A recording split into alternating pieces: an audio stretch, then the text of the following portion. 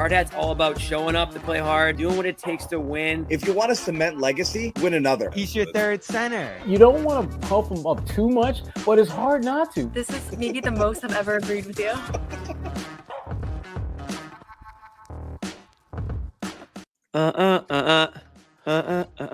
It's not going. Amit. There it is. So I'm not going to lie here. This is a hard hat game. Don't even say it's not. I'm surprised. I'm not questioning your judgment. I'm just surprised you think it's a hard hat game. I'll tell you why. If at some point I'll tell you why. Yeah. Yeah. Hey boys, happy Sunday. Huh? Let's smile. The Celtics came out with a W today at home. I know neither of you guys seem very impressed, but listen, the Nuggets are a legitimate team out west. Battle of the 2 seeds right now. Celtics. I'm not impressed. Celtics, listen, Celtics jumped out to the lead. It's the NBA. You expect the opposition to come back, especially a talented team like Jamal Murray had a slow start. He got hot in the second half. Jokic is just, I don't get to watch Jokic enough, but I just can't get over this guy being as good as he is, looking how he looks. But his touch is just unputable. But I got to get the circle of a player, Jimmy. Let's be honest. That is a very good point, Sherrod. He is the perfect circle of a player. I'm putting the hard hat on because this was a game that Tatum didn't have it, and guys had to step up and show up and make up for the fact that he didn't have it, and they did that against a very talented and tough Denver team that they had trouble with last time around. So this is a hard hat game for the boys, for the rest of the boys on the squad. Showing up on a Sunday, no less. Double time. But Jimmy, here, it's a double good win. Time, Sherrod. I don't feel this was a hard hat game because it shouldn't have been this close, Jimmy. You have been a. Why shouldn't it have been this close? I'll tell you why. After Sherrod tells you why. You have been a mediocre team at home. You are trying to exert a certain amount of your own will on your opponent. And more importantly, you want to show that people just can't come into your crib and push you around and punk you. And Denver, if we were to break this game down quarter by quarter, oh God, it was quarter. Jimmy, if we were to break, look, bottom line is this, Jimmy. This game should not have come down to the last 3 minutes to decide the winner. The Celtics should have won this thing with a little more of a cushion. And when you are trying to build yourself towards the playoffs, you got to put the hammer down on teams. The Celtics Celtics are not handling the business the way they need to at home, Jimmy. Bottom line. This was a good win. Got them off the snide, but they got to be better than this, Jimmy. They got to be better than this. They beat a good Denver team. They did what they had to do at home, Sherrod. They didn't get punked today. They went up to a huge lead. Denver was gonna find. What did Jamal Murray do in the second half? They were gonna find. They were gonna find the equilibrium there. But listen. This is more of a definition of a hard hat game because they had to really work for it down the stretch. Nothing came easy tonight, but they came out on top. I loved what Al Horford gave them. I loved what Derrick White gave them late in the game. Pritchard stepped up, and again, this is what it's all about. Stepping up when guys aren't. So Holiday's out. Who steps up? Pritchard. Tatum's not feeling it. I thought Jaylen Brown had a great two-way game today. I thought he was aggressive. I know that he didn't hit the big shot down the stretch, but that's what Derrick White was right there for. So I think guys picking up the pieces, being there for one another, that's the mark of a good team. I understand where you come from, Sherrod. A little disappointed that they weren't able to maybe extend the lead and keep it that way and really put the foot on their necks, but you got to also respect Denver. Denver's a very hard, talented, tough, physical team. They have the best player in the world over there. And the Celtics, at the end of the day, maybe you didn't like how it happened, but the Celtics did exactly what they needed to do. They took care of business, and they snapped that 2-game losing streak. Nobody wanted to see them drop 3 in a row. Then we would have had big problems. So I'm putting the hard hat on today. I'm not saying it's the best win of the year, but I think the boys deserve a knock of the hard hat. So I'll give you my take. The things to like, for sure. The things to like are the bench bounce back game. I thought was big because we were burying them last game. And Joe Mazzulla is going to come up talking soon, so we'll jump off and we'll continue the conversation in just a little bit. We expect Joe at the podium. We've also got Bobby and Noah down there. So I also think this is the longest we've gone in the history of the Garden Report postgame show without me talking, which is great. Honestly, I don't mind that. We'll go even longer. We're not going to count this last 30 seconds. We're going right to Joe Mazzulla. Perfect. Denver has the lowest rim frequency of the season today and the highest 3-point frequency, so the game plan worked pretty well. Good question. What's the role of Al Horford in that game plan? Yeah. Again, I mean, you take a look at his stat sheet; it doesn't always show what he does for us. Most of what he does can't be measured. But he has the innate ability to impact the game in so many different ways, and he's one of the best players in the league at guarding the other best players in the league, no matter the position that they have. And he was just elite tonight, on the defensive end of the floor with his positioning, his communication, his physicality, his rebounding. So, it was amazing to watch. Joe, staying with that defense there, you guys, I think, had 2 steals or 2 blocks, 3 steals in that fourth quarter. What did you see from your guys' defensive activity that allowed you to get those? Yeah, I mean, I think I don't know what our rim percentage defense was, but I thought we did a decent job of protecting the paint. Forcing them to have to throw, some difficult passes. They went to an extremely low angle pick and roll that caught us a couple of times, but I just liked our defensive activity. Anybody who was on the floor did a great job of, being in the right positions and doing both, right? Taking away the paint and not giving up threes to the guys that we wanted to keep from shooting. And then Derrick hit some big shots in that fourth quarter. Jalen did a pretty good job throughout the game of just sort of intentionally attacking the matchups he wanted. What did you see from those 2 guys in particular, sort of transferring their defensive activity into that offense? Yeah, I mean, I think that's when, against a team like this, you have to be at your best when you can transition your defense to offense. And I thought we got some great possessions of that, just some high-level deflections or offensive rebounds. There's a bunch of plays that aren't going to be mentioned. There was a play that Nimi and Sam blocked DeAndre Jordan right in front of our bench that we were able to get Nimi. out. Everybody there was drink. Another block on Westbrook where he lost the ball out of bounds and we got it. And so, the defense to offense stuff against a great team like this is super important. I thought we did a good job of doing that. And, in the half court, I thought, obviously Derrick closed it for us. I thought Jalen got some great looks. He just didn't make them. But he played with a level of poise, and we made the plays to win. Joe, second unit's been one of the most impactful in the league this season, but still, this was a nice bounce back game for them. They outscored Denver's bench 28-11. Nimi big plays in the fourth quarter, nearly had a double-double. Payton and Sam shooting efficiently. What did you just see from that group's impact overall today? Yeah, for us to be a great team, they have to play that way. And, it's a great thing. I was talking to Payton the other day, and he's such a competitor. He took ownership. Not that I thought it was on him, but he took the ownership on making sure, when he's in the game that, that lineup really impacts winning. And I knew today he was going to put us in position to do that. And it's great to see Sam going. And Nimi, it's great because, he's in and out of the lineup. But, if he was on any other team, he'd be a backup big. And, I'm grateful because he allows us to hold him to an extremely high standard where nothing he ever does is good enough. But he has to do it because it's important for us to win. And he made some big plays for us on both ends of the floor. For Jason Jalen managing the turnovers, I think you guys had 11 through 3 and then cut them down in the fourth. Was there anything Denver did in particular that forced them into some of those, and how do you guys respond to that in the fourth? Yeah, I mean, they do a great job. They adjusted at the end of the game with switching Jokic late the last couple of minutes, but they test your pick and roll passing and your spacing and your pick and roll reads because the big is up every time and there's a 2-on-1, but they do a great job of have high active hands, and you got to time your pass as well. And so when you run that many pick and rolls against that coverage over and over again, it's going to test your passing discipline. It's going to test your spacing discipline. I thought we handled it well the majority of the time, and obviously, we had some turnovers there, but it gives us something good to get better at.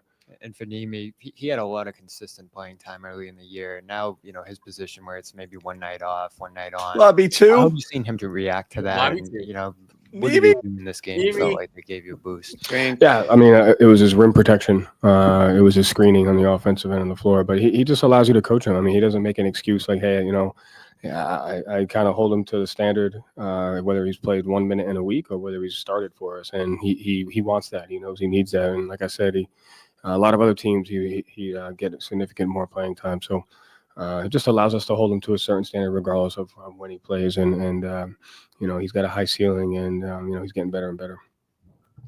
You talked about how Al does against the better players in the league defensively.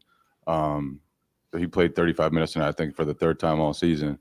But without Kristaps, do you have a talk with him like, Al, we're going to need you more tonight? Does he just kind of know that? You don't have to talk to him.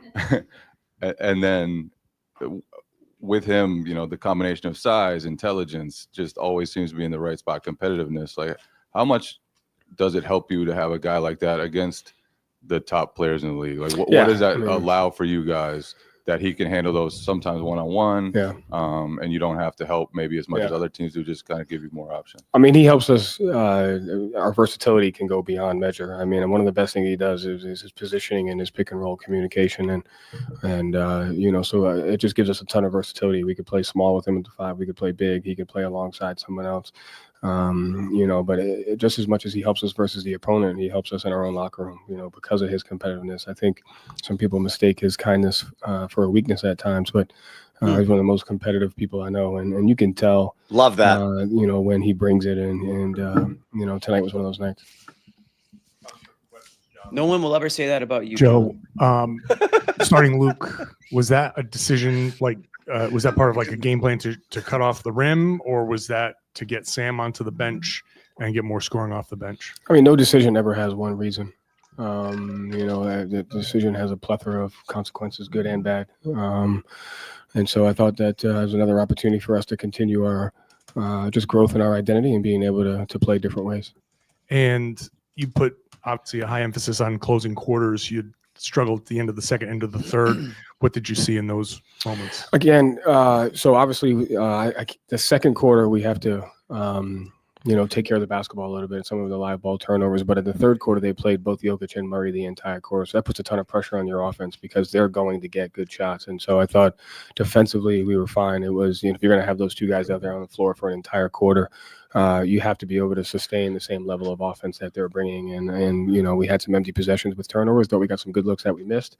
And we got to make some better reads. And so we're managing the time. And now we got to manage the execution of each possession. So the second quarter, I think, was some of the shot selection and 1 or 2 live ball turnovers. Third, we just can't have empty possessions. Got to score, and got to take care of the basketball. Joe, the last 2 games you've had, the bottom 10 in 3-point attempts, that's the game plan, to run you guys off the 3, to limit your attempts. And Denver did it the last time. You still won.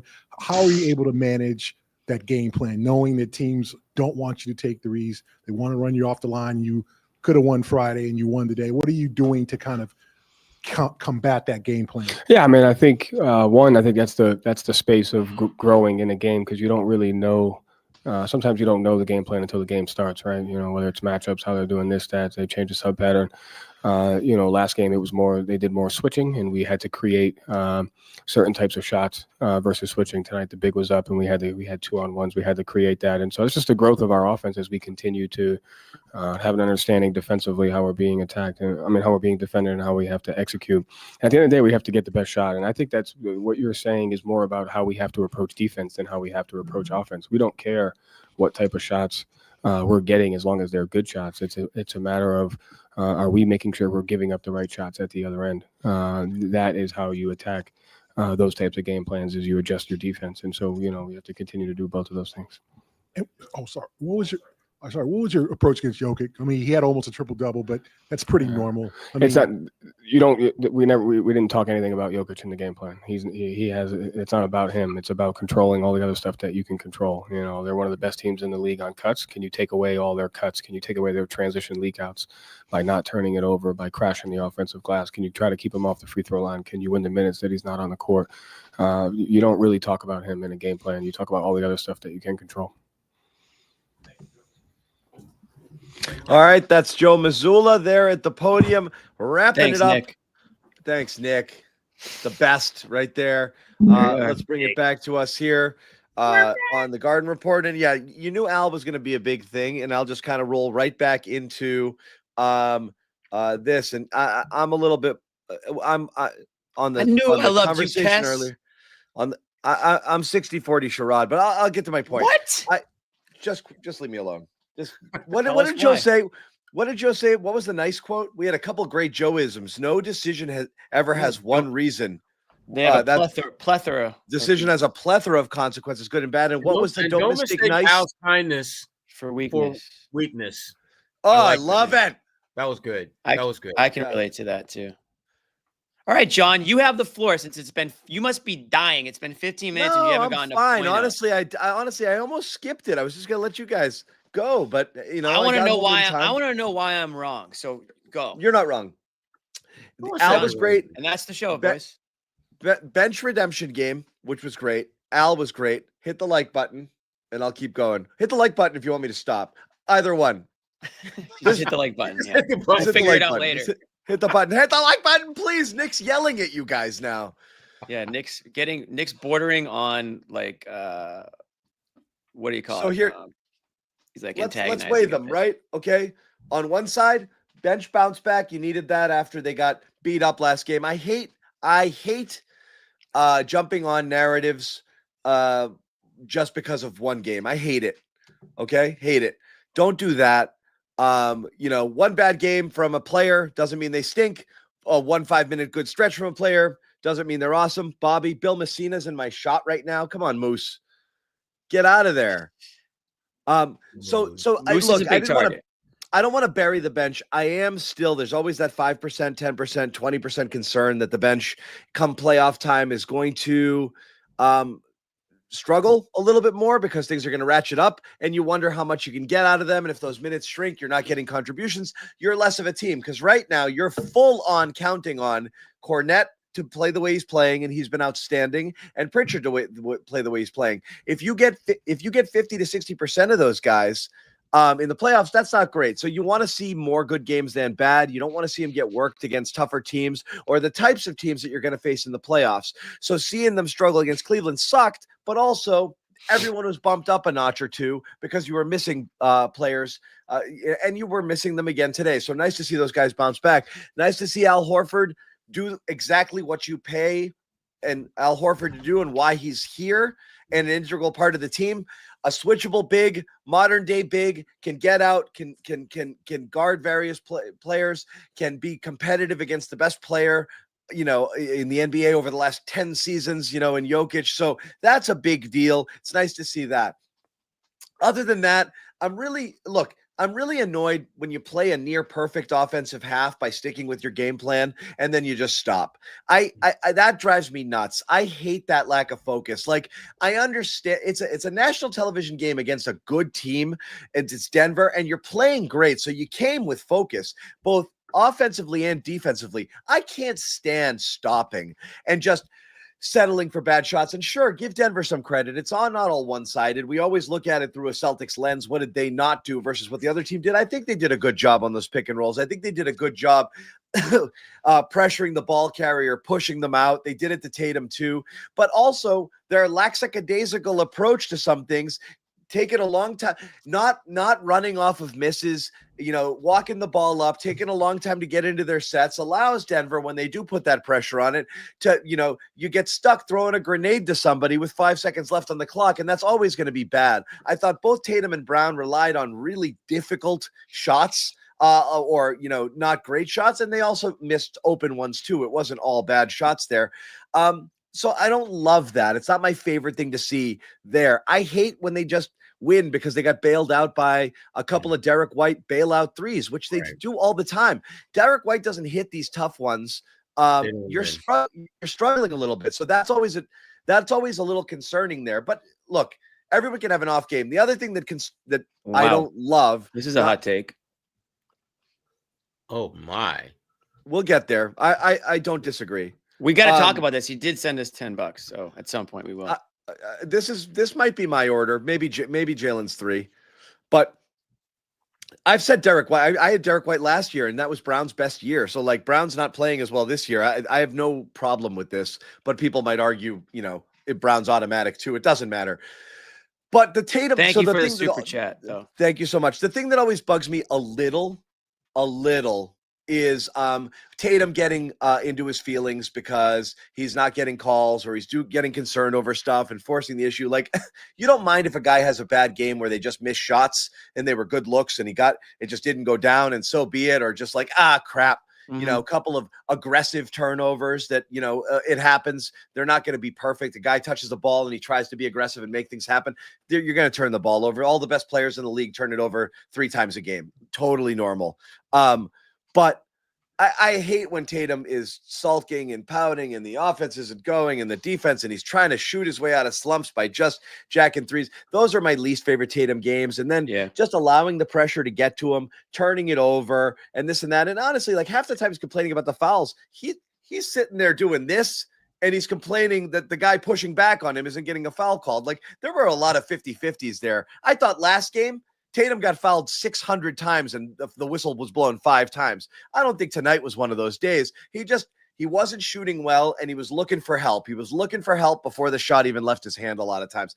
I never like seeing that because everything's hard in the playoffs. You can't have that. So that's my least favorite version of things. So when you see it, it's not great. But winning a game where Tatum and Brown offensively are really struggling to put the ball in the basket is a professional win. So you're going to be super happy when you do that. Testament to all the other guys around them that they can pull off a game like that. You're short 2 players. You don't have good games from your other 2 players, and you're playing a really good team, albeit one without Aaron Gordon, and you win. So I'll take it back. I'm 60-40 Jimmy, but there was definitely definitely a few things I didn't love there. You just had to talk yourself into it. That's all. Let's put a poll up. Let's put a poll up. Are you Team Sherrod or Team Jimmy after this? More good than bad. Yeah. Let's do it. Here's the thing, though, that I think we need to let's not pretend it doesn't exist. Where are we in the season? Where the playoffs are going to be here before you know it. There's a certain level that you need to be playing at, not only in terms of your core guys, but also the guys who are filling in, the stay ready crew. Those guys, we're not seeing them play at the level when they're given the opportunity to step in and play. And this, to me, this was another one of those games where they got bailed out, not because it was a gritty, grimy game, but because they didn't do what they're capable of doing. And there are too many games that they're stacking up this time of year that they shouldn't be stacking up games like this. This is a game that should not have come down to the last 2 minutes. This is a game where Derrick White should not have had to bail your ass out again. This is a game where your defense should have carried you when your offense isn't getting it done. This is a game where you should have been able to create enough of a cushion so that you could withstand not having Jrue Holiday for the entire game and withstand not having Porzingis. They're still not getting the guys with any type of – and the thing about it, Jimmy, this was one game that in many ways is a microcosm of what we've seen for most of this season. Guys not making the most of their opportunities. And we keep telling ourselves it's going to get better. They're going to get back to being that team. They're going to do the things they're supposed to do. And it's not happening with any consistency. We're getting flashes of it every now and then. This was another one of those flashes. My concern is that they're going to run into a team in the playoffs where they're going to need guys to step up. And guys are going to give, as John pointed out earlier, maybe they'll play at 60, 70%. But we know that for Luke Cornett, 60% of Luke Cornett at his best is not going to necessarily put you over the top. They need to be more consistent, Jimmy. That's my issue with this game. This was a good win from a standpoint of they got the win, but damn it, it shouldn't come down to what it did. Let me ask you this, Sherrod and John. I guess you can listen too. You're being pretty critical of the Celtics team today, and there's some reasons to be. We should be critical of them. You need to at least, higher than anyone I think, in all fairness, you need to at least mention the fact that they played this game without 2 starters today, Sherrod. The stay ready crew was in the starting lineup, half of those guys, and I actually think overall, second unit. I know Cornette kind of got burned a few times out there, but you're talking about the stay ready crew. Al Horford had one of his best games of the year. I thought Pritchard slid in admirably when he needed to, hit some big shots. Hauser was solid. And listen, we're acting like they're at full strength, Sherrod. They're missing 2 of their stars. They're missing the 2 guys they literally brought in to put them over the top last year, and Porzingis and Holiday. And they still came out with a win today. And yeah, I know it wasn't pretty. It wasn't perfect, but they still staved off the comeback. They still righted the ship. All the things you want to, criticize them about, they overcame them at some point, and they did it shorthanded against a really good, strong, physical Nuggets team. That's why the hard hat is on, because not everybody, it wasn't all hands on deck today. And I think we all agree, Sherrod, if this is the Celtics healthy roster going into the playoffs, yeah, they're going to be in trouble. We've all said they need to be at full health this year. They're not the same team as they were last year. There are some guys that maybe aren't playing this at the same level they were last year, and there are some better teams in the East. So you do need full strength, but today you didn't have it, and you still were able to manage that win. If Luke Cornett's giving you 30+ minutes in the second round of the NBA playoffs as a starter, then yeah, we have a problem. Absolutely. I'm on your side. We probably are talking about a different outcome here. But for a regular season game, shorthanded, I think these guys did exactly what they needed to do to come up with the win today, change the narrative, flip the script a little bit on their little losing streak that they had. And maybe they can get Porzingis back. And maybe they can, again, I thought you got some good stuff from Kata today, a guy that we haven't seen a whole lot of recently. And now he's getting a little bit of an opportunity. So guys are stepping in, and it's a regular season. They still got 30-something games to go or whatever it is. So there's no reason for me to be concerned about the game. I like the fact that they were able to win differently than they typically would, meaning they didn't need 40 from Tatum or they didn't need 40 from Brown. Guys actually stepped up around them. And I'm not saying that to rely on that or expect that to happen often, but it's nice to be able to win in different ways. That's why it's a professional win. And again, you're down 2 guys. Denver's been playing well. This is a good team. They're down. Tatum stunk, and they still figured it out against a good team. They're down a guy, yeah, and they won. Good professional wins. Look, this is what happened last year a lot. Like, you could sustain games where you were not getting your best effort out of one or both of the Jays because everyone else was playing at such a high level around them, and they would bail you out. You could sustain games where you were down 1 or 2 players because you were getting so much from the supporting cast. So 100%, very, very good professional win to get this. But it's always like if you don't get 2 Derrick White bailout threes or Al Horford turns back the clock, you lose this game and everyone's like, what's up with Tatum, man? If that didn't happen. I know. But it is what they say. My grandmother, that. Yeah. Don, take it easy, Don Cherry. Google it. You know what they say. Oh boy.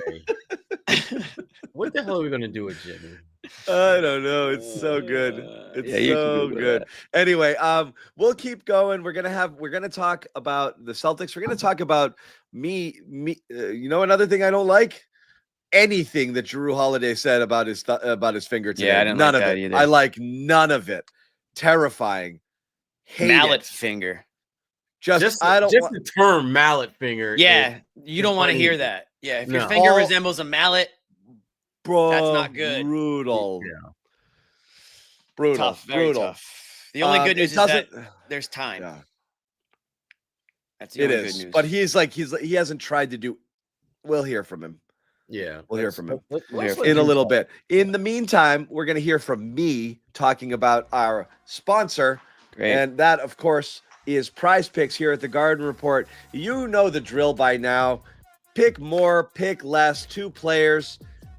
Daily fantasy sports is right here with Prize Picks. You play 5, you get 50 instantly when you sign up today and use that promo code CLNS. Once again, promo code CLNS when you download the Prize Picks app. And that is all you have to do, more or less. 2 or more players to win up to 1,000 times your money. Lots of great fun promotions too. Taco Tuesday, Freaky Friday, Thirsty Thursday. Freaky Why not? Friday. We can throw that in there. I don't think it exists, but it does now. It does on our show. It does for you guys, right? Drop one and just go. Thirsty Thursday, play 5, get 50 instantly. As we said, when you use the code CLNX. Prize Picks, run your game, my friends. Please do it. Please sign up if you are going to play. And it's entirely up to you. It really does help us when you go in there and do use that code, because it shows the sponsor that, hey, we sent you there, and it is really great. So if you are going to sign up, please do that for us. We would be greatly appreciated. Promo code CLNS and run your game today. Back to the game itself. Wow. Running a poll right now, John. There's a poll going on. I know. Who is the Celtics' second most important player? That's how I ran it. I phrased it differently. Best is always tough. I think important is more interesting because, and I know that slants it a little bit more towards Derrick White, and that's not what I'm trying to do. But like, if you just put Jaylen Brown out there, playing one-on-one, with everybody out there, he's going to beat Derrick White in a game. You know what I mean? It's like, best is tough to. It's really like what he does for you, and you guys might be leany right now. Let's get you right in the middle. I've had a lot of reacting going. Yeah, I'm off. Yeah. No, and I don't my mind that. camera's I don't mind different. that. Man, my camera's all over the place. Yeah, I don't mind that. This poll can't be real. Yeah, Louise. Louise, I thought you weren't here. That's why I did it. If I knew you were here, I would have waited. You haven't been around. This poll can't be real. Oh, it's real. We love Louise. What's going to bother you more are the results, Louise, but that's okay. I haven't voted. I haven't. Brown's going to win. Brown's going to win. Brown's going to win. Brown's going to win. I'm confident. But I could be he's wrong. Going to win too. I'm not. I'll tell you what. I think Derrick will win. I think Brown. I'll tell you what. I think Brown needs to win for this team to go repeat. I think Brown needs to be your second best player, and that doesn't mean that Derrick White can't still do Derrick White things. The real answer is that all these guys are pretty much equally important because I think we all agree they might not be good enough without one of these starters. Maybe they can get by without Holiday. We'll find out, I guess, over the next few weeks how realistic that is. But he steps up huge in the playoffs, especially on that defensive side. So you need him. You might argue that you need him more than some of those other players. So if you're missing any of those guys, Brown, Porzingis, White, Holiday, whoever, you might be in real trouble. So that's why it's so important to get these guys healthy going into the playoffs. And I know it's, who knows what's going to happen. But again, if you want to talk about Holiday specifically, that's the only thing you can be slightly happy about is that this injury occurred, far enough away from the playoffs where hopefully he'll be able to make a full recovery and be good to go by then. What are you laughing at? It's not a helmet. Jimmy, educate these fools. Pistons talk. He must be new here. He must have joined the show on was it Wednesday? We had a couple of Pistons fans who were there was a couple Pistons fans who talked to us on Twitter as well that were like super thrilled that like we were complimentary of them, thinking we'd be on there homering out like oh, they suck. We'll kill them if we play them. No, we tipped our hat. Absolutely gracious. We're gracious champs, Jimmy. We are. But tell them what it is for those people who don't understand why this lunatic is wearing a friggin' hard hat on it. If you're new to the show, it will make no sense. Yeah, I will say this. Welcome to those, whether Pistons fans, new Celtics fans. Thanks, guys. Last year, or for the last couple of years, I've been wearing a hard hat in the playoffs only. After wins. And to work and to bed. Yeah. I've been to HR a few times about this, but it started out as just to wear it after a playoff game. Signifies showing up, doing your job, playing hard, lunch pails, steel toe boots, hard hats. And now it's and what I did was we mass produced them, and now we're selling them on our website, merch website. And you can buy them. Somebody asked earlier if they ship across the pond. They do. We ship all around the world. We have shipped these all around the world. The shipping price will change depending on where it's getting shipped to. But if you want it, wherever you live in this world, you will get the hard hat. We have green. We have some white ones left. And we're going to have some new merch actually in the store very, very soon, putting the final touches on a few things. Gelso's made me he's making me make some alterations here, so yeah I should point out also Pistons Talk, who was asking the question, does a show here with North Station Media /CLNS. So anybody interested in a little bit more Pistons coverage, you got to go check out Pistons Talk right now, maybe later, not right now, stay here, but then go there. By the way, it's a real hard hat for those wondering. Like, this thing is legit. Like, you can I'm hitting my head very, very hard right now, and nothing. Don't do that, Jimmy. All good. It's all good. Yeah, I mean, I wouldn't recommend testing it too hard, but hey, I might just go. I'm going food shopping after this. I might just keep this thing on. I would. I usually wear some kind of helmet with food shopping. Yeah, I mean, you never know. Yeah. I did go food shopping today, and I did my, you know what I'm always excited about when I get to go food shopping? Some little old lady that can't reach something on the top shelf asking me to get it for her. I always feel like a Boy Scout, like I did my good deed for the day. I'm almost looking for short people. I'm like, somebody needs help. I can get all of that. You're just I can hanging get- out in I- the same aisle like for hours. Like, sir, People are you like, gotta "Sir, go." leave me alone." I'm like, "Are you sure you don't want me to reach that for you?" They're like, no, my kids So- are scared of you now. Yeah. I love doing it. And I do grocery Type of guy shop you a are. ton. Nice guy. I'm used to, you know what it is though? I'm used to city living. Nick's not wrong here. I'm used to city living where I used to go like live around the corner from a Whole Foods and go buy one tomato and Yeah, like nothing would that's go what to I do. waste. I'm like, I only need one tomato. Can't do that with kids, you know, and in the burbs, but I still go like 4 times a week, like maybe more. I go so often. It's ridiculous. We got a Whole Foods around the corner from me. Sometimes I I'm go not there. baking pies. I'm making mapo tofu this evening. For those of you who are fans of Chinese cuisine, yes. Going food shopping for me, like it's a big deal. Like I spend more time getting ready to go food shopping at like Whole Foods than I do like going out at night because that's when you're gonna meet. Like you could. You know, I always said you're Whole much Foods. more likely to do that at Whole Foods than you are a bar. Yeah, 100%, 100%. So little Sunday evening food shop, you know. Yeah, suburban dad life does Browsy change aisles. things. It does for sure. It does for sure. And yes, spicier the better. Most of my family can't. This is like a meal for one. Most of my family cannot. And yes, Louise, flat out therapy for me. I Me too. swear. I go in there and I'm aimless sometimes. I have everything I need in my cart and I'll just keep going around and around. I'll do the same It's thing. Therapy. I love it. I love doing it. Anyway, back to the game. So we're in the. Was it a good win? Was it a bad win? I think I'm leaning more towards good. Got him. Because a win is a win is a win. So I am on the Jimmy side of things here. Another thing I'm happy about, didn't mention in the front, lumped him together with the bench, Kada. This is the type of game where Kada could have gotten abused, and he did not. In fact, Kada gave you very good minutes throughout, and might have been the most consistent bench player if you look at the multiple stints that he played out there. It was great.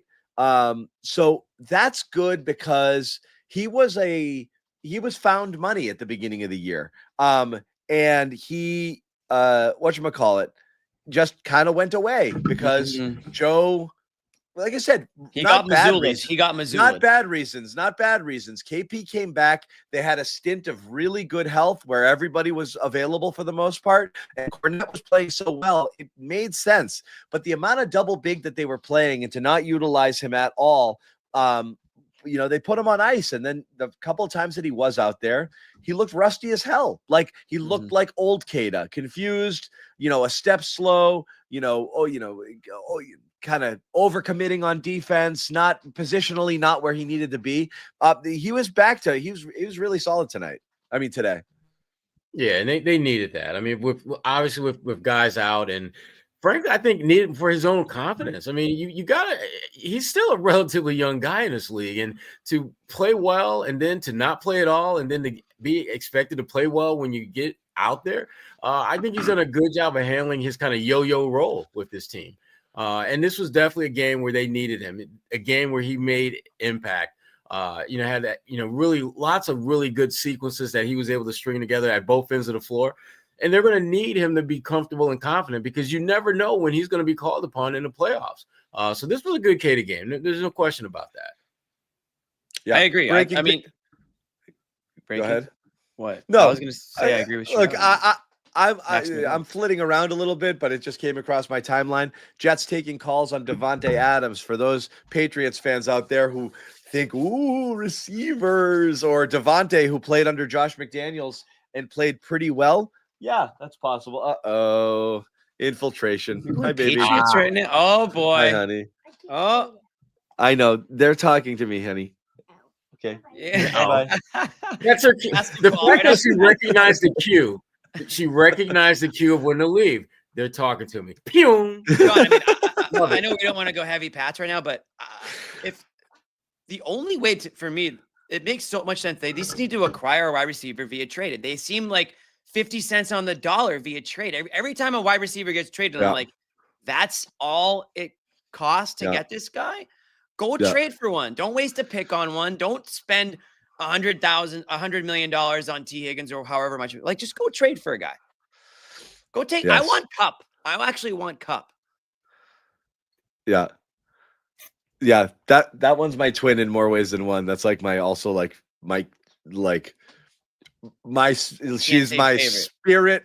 No, my spirit reincarnate. Like it is like it was placed in her. It's like it's the same person. It's so funny. Anyway, but yeah, were we talking about Devontae Adams, or were we back to the Celtics here? Because I got lost a little bit. You brought up Devontae Adams. I said I'd rather have Cup. I would agree. Devontae's too diva. Devontae's too. He's like ruffled some feathers. I feel like, and then I feel like he'll get frustrated here. Yeah, it's possible. And I don't want to do business with the Jets. I don't want to do There's business that. with the Jets. Yeah. Anyways. Yeah, no doubt about it. So again, I love it. And yes, she is. Thank you very much. The originator of That's Jealous. While we're here and we're spinning our wheels a little bit as we continue talking about this game, but also waiting for more post-game sound to come in and Bobby and Noah to join, we are soliciting suggestions for the bracket, the poll this year. The rules are we try to not do the old played out stuff. If something surfaced late last season and didn't get enough run, it might qualify for this year's poll, but we always want to keep it fresh. So, for example, Phenomenal is out. Brockton Wi-Fi is out. But damn. Yeah, because they've been around for too long. So we're trying to keep it fresh with new. Do you remember what won last year? Third center, I believe. I feel like the winner should get like an automatic bid for the next tournament. No, if you won, you're going to win again.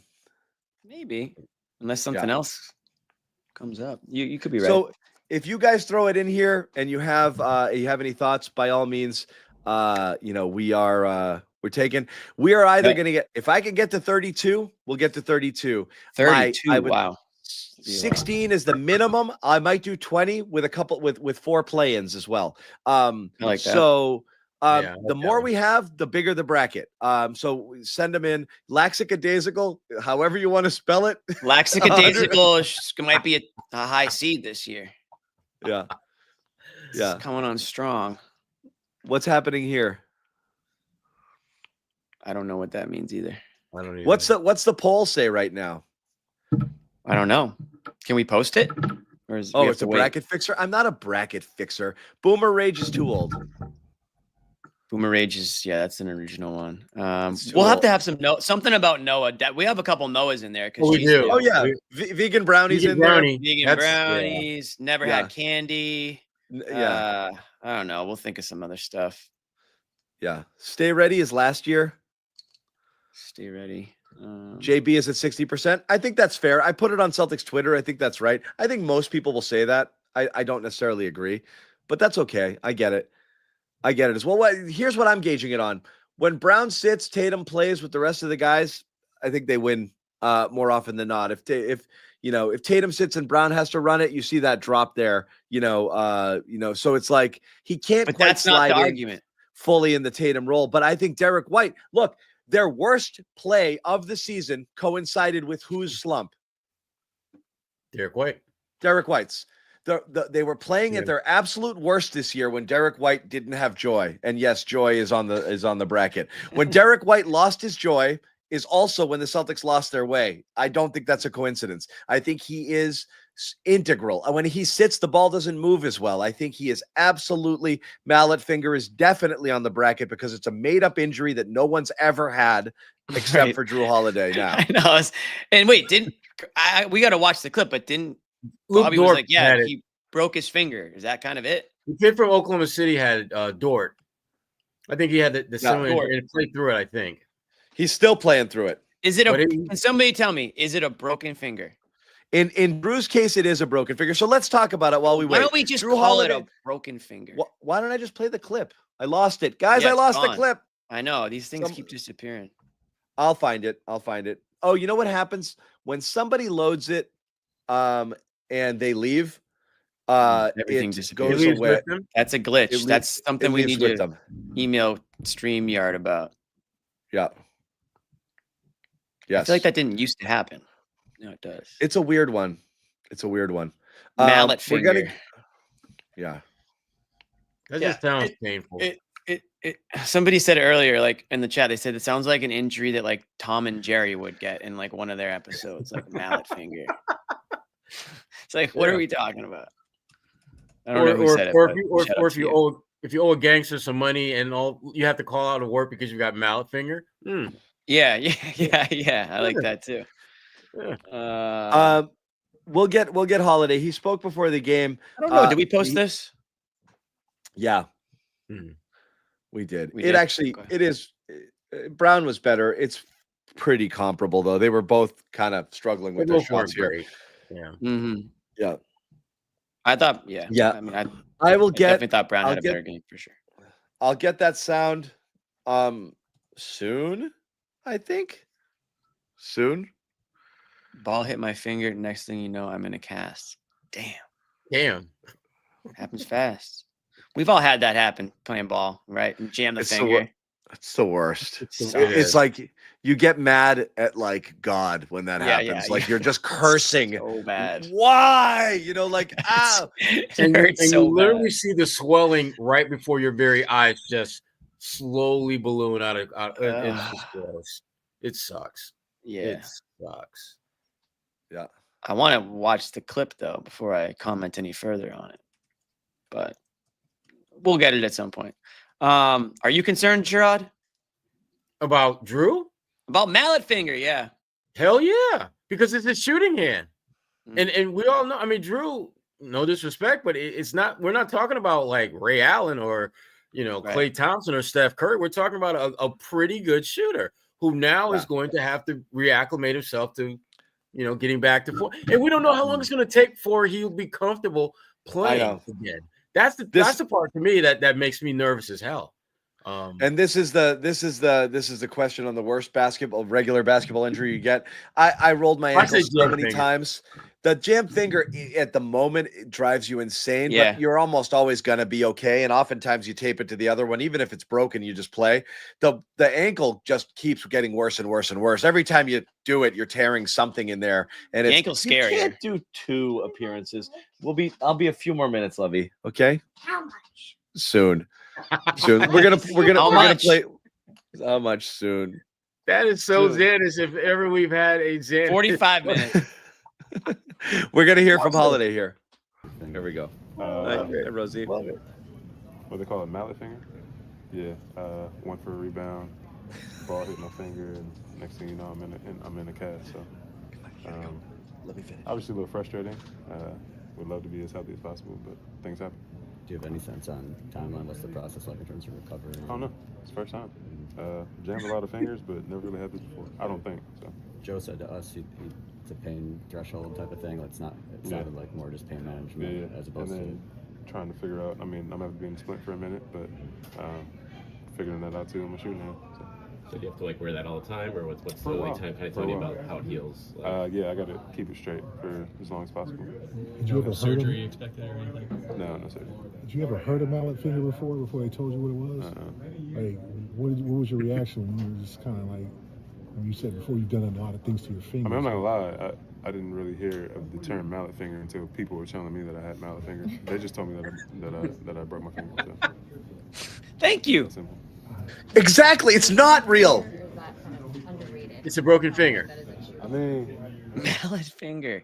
Like, yeah. Why do we have to like diagnose everything?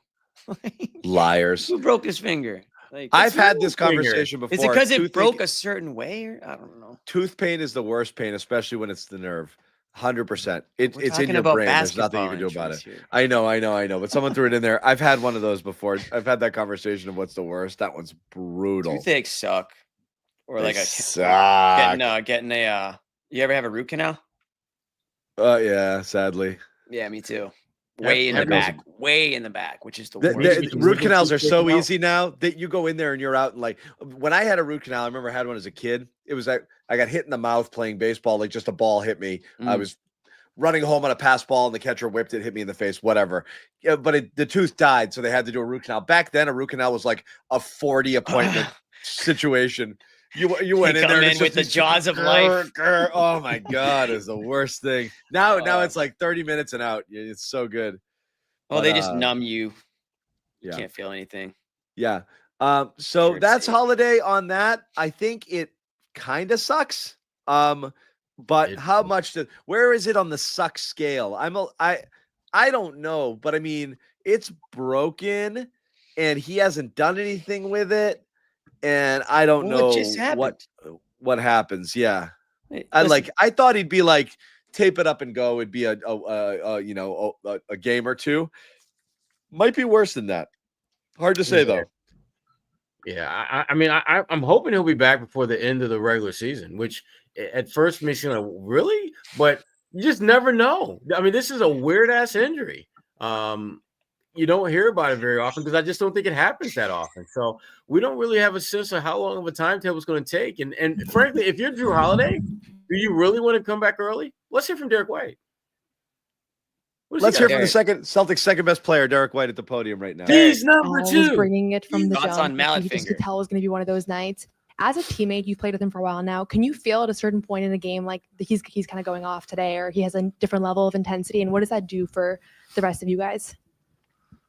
Yeah, I mean, I think every game he brings it, but just kind of had the extra edge today, and I feel like when he's saving a ball or just creating extra possessions for us, that's kind of like when you notice it. But I think he definitely had that mindset, and we did a better job than we have in the past of finding him, and he made big plays for us on both sides of the ball.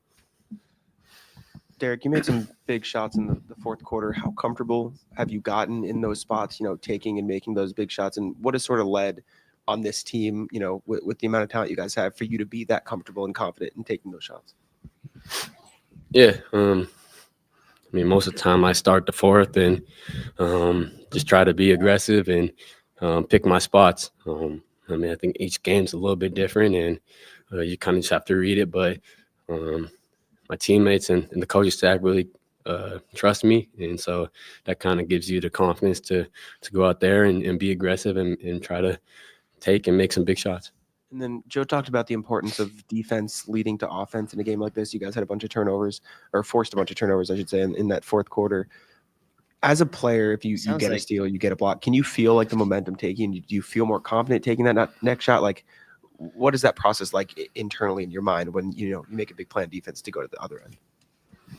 Yeah, I mean, I think it's a big momentum shift. You get a steal, you're running in transition, hitting a three, getting a dunk, whatever it might be. The crowd gets going. I feel like it's just a big momentum shifter, and so just all those factors come together and you play for.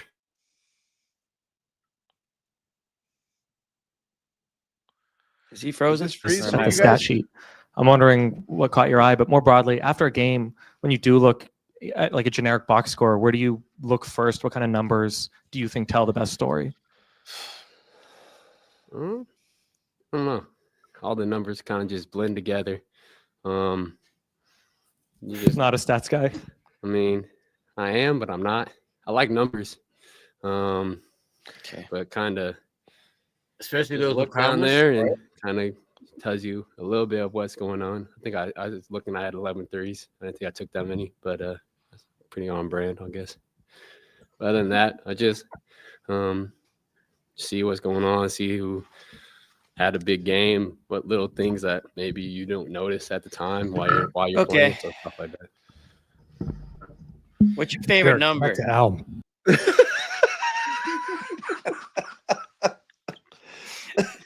Do you put water on the toothbrush before or after your toothpaste? Cereal or milk first? Which do you take me through your breakfast? I want to go back to this comment. Dude, it feels like Derrick White just saw a ghost. I mean, he might be worse than Tatum. From Definite Encarnacion. When you say I have a mallet finger, does that mean currently, or once you have it, you just keep it forever? Yeah, like, no, once is this for life? Permanent? Are you just like this forever?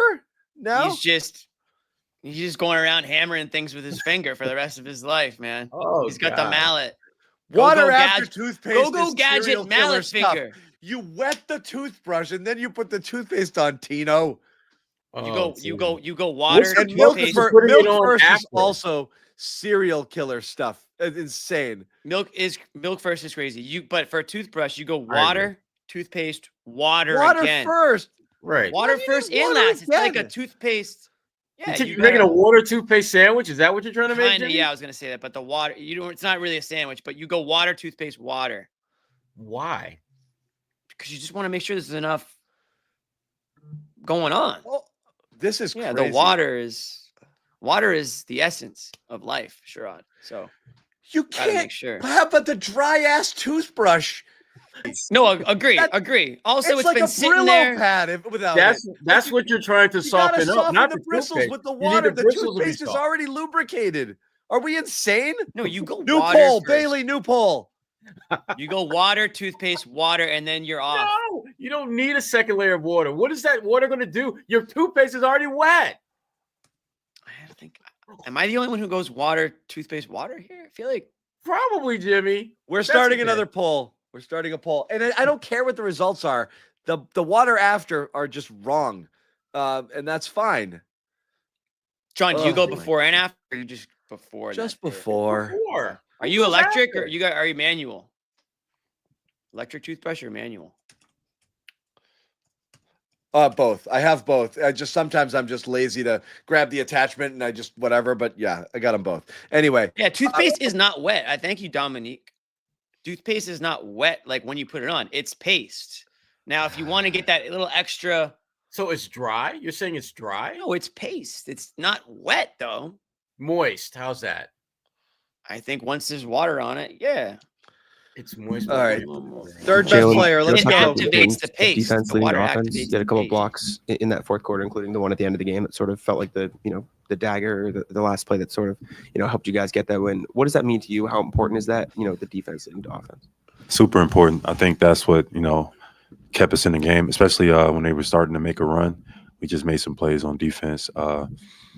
Shots weren't going in towards the second half, especially in the fourth quarter. But we made some good plays on defense in order to hold on. Noah's going to have a wild answer to the toothpaste play good question. defense, Like you always she's get never a used selfish chance toothpaste. to win. She's seen it 100 before. points. I think they had 103 tonight. She's never It's not bad. They've talked about it, but especially early in this game, you were going at Jamal Murray a lot. You went at Darius Garland a little bit last game. What makes you so comfortable in those spots against maybe smaller guards where you can sort of, get into the post and get your shot? I'm just using my size, using my strength, just getting to my spots and raising up. Tonight I had a couple one that went short. I've been my knee had been bothering me a little bit, but anytime I get 2 feet in the green and I can just rise up, I think I'm one of the best in the game at that. Facts, my dog. Jalen, you've called yourself the captain of this team before. I'm wondering between a loss like Friday and then quick turnaround Sunday afternoon game, as a leader of this team, what's your process between game doesn't go your way Friday night, you have another game Sunday, between the two games, what are your responsibilities as you see it? Just come out, try to get off to a good start in the first quarter, kind of set the tone on defense and just talk us through it. We miss shots, don't hang your head. Next possession, and play with urgency.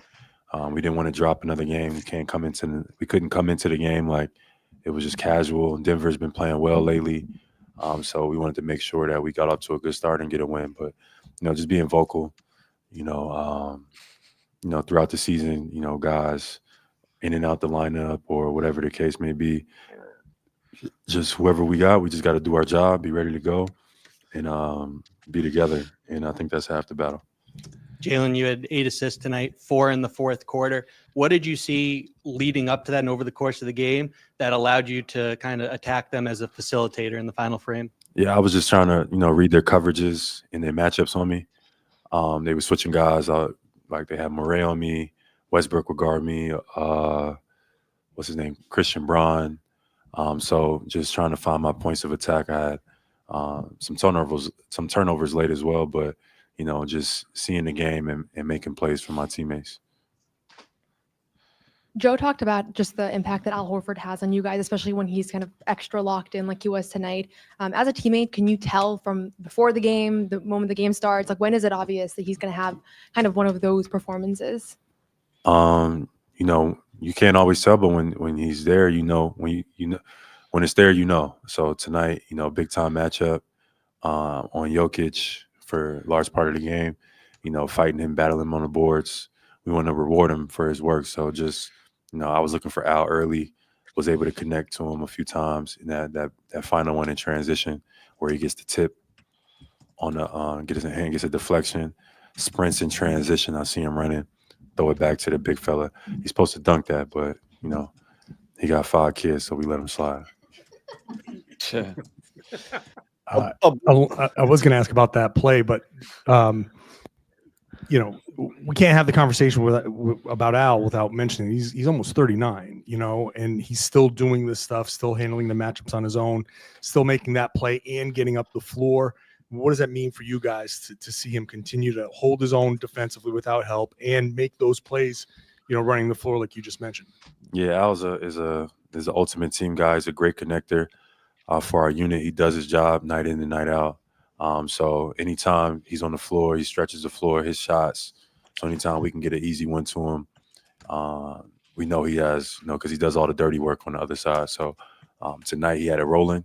And especially me knowing that, seeing him battling on the boards, see he was moving well, I'm going to try to find him. So, I might have connected to Al 2 or 3 times, maybe more. But I was looking for him all game.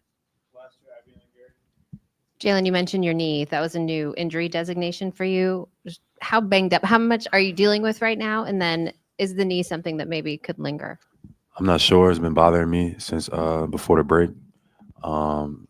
Something I'll definitely take a look at. But, it's just the season. I'm making any excuses for it. But just, try to take care of my body as best as possible and get out there and do what my team needs me to do. So we'll see how it is going forward.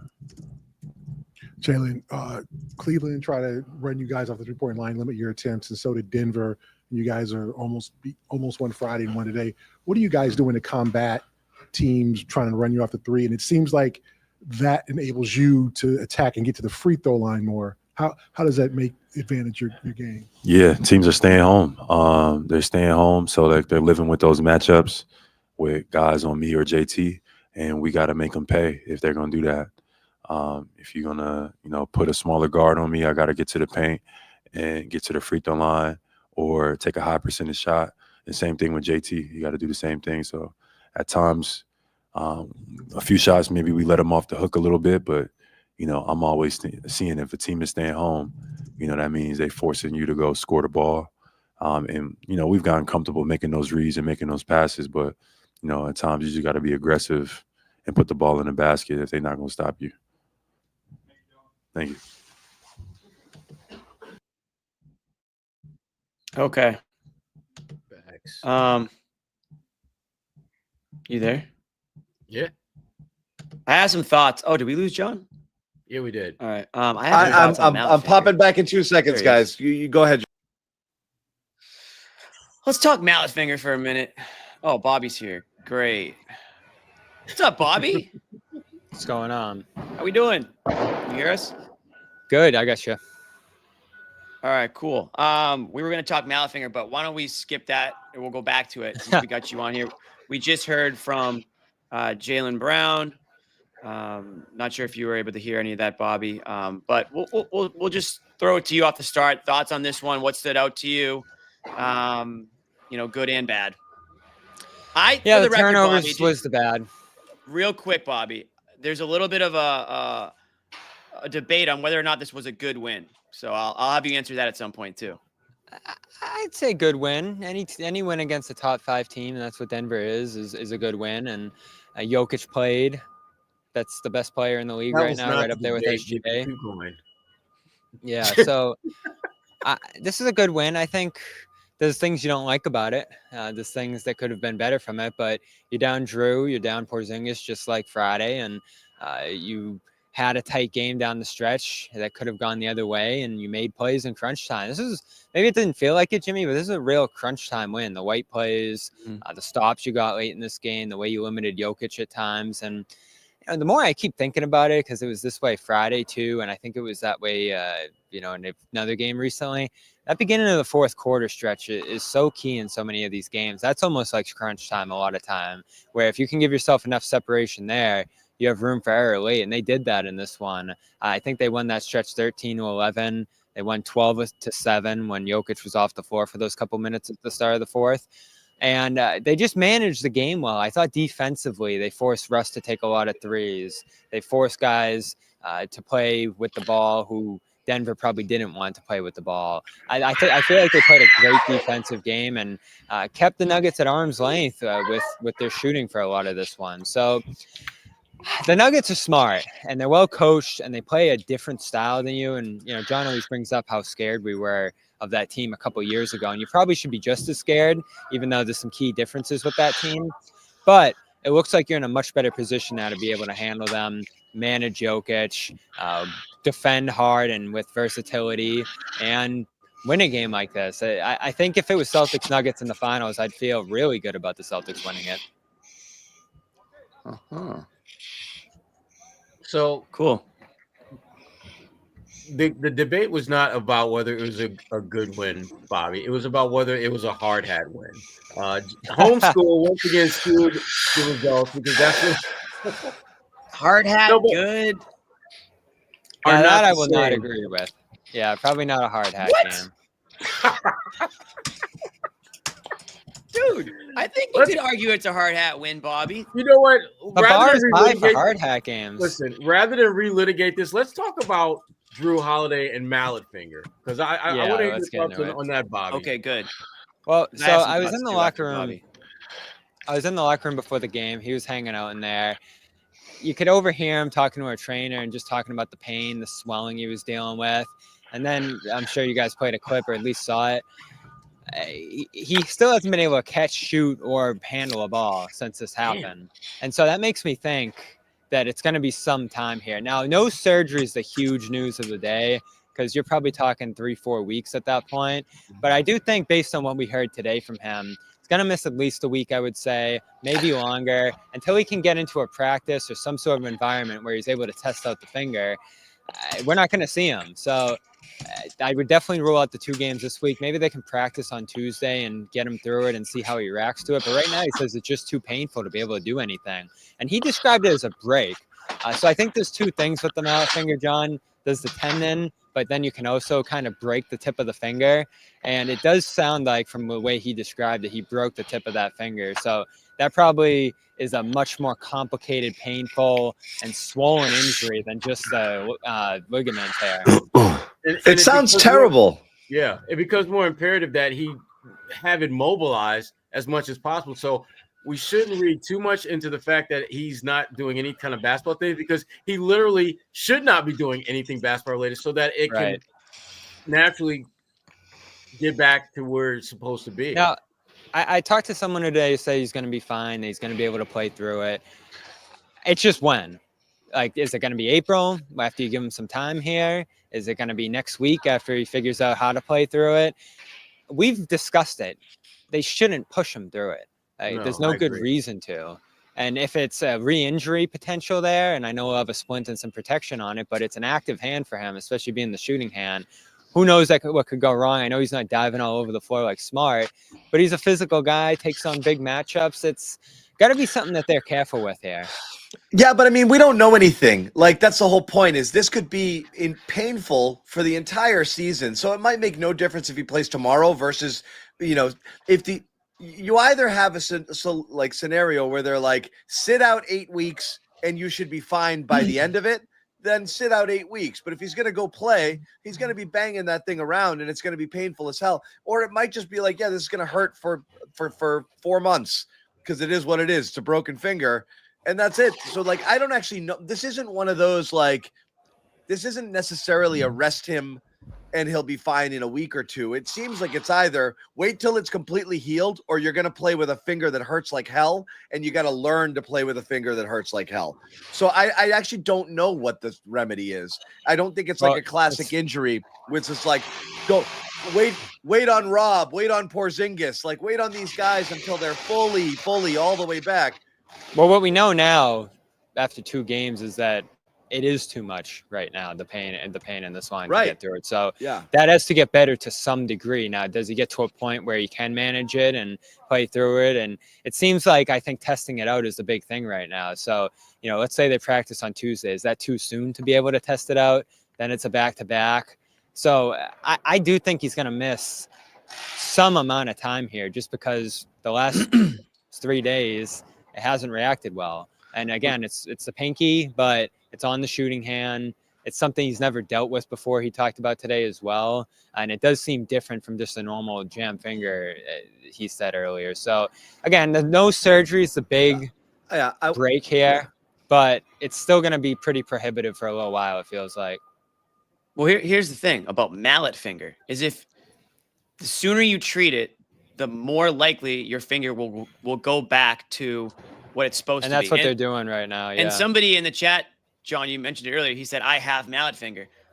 Yes, if you get mallet finger and you don't treat it, meaning you don't put it in a splint and straighten that sucker out, if you wait too long, weeks, months, years, it won't go back to the straight position. So if you're Jrue Holiday and that's your shooting hand, obviously your fingers are pretty damn important to you.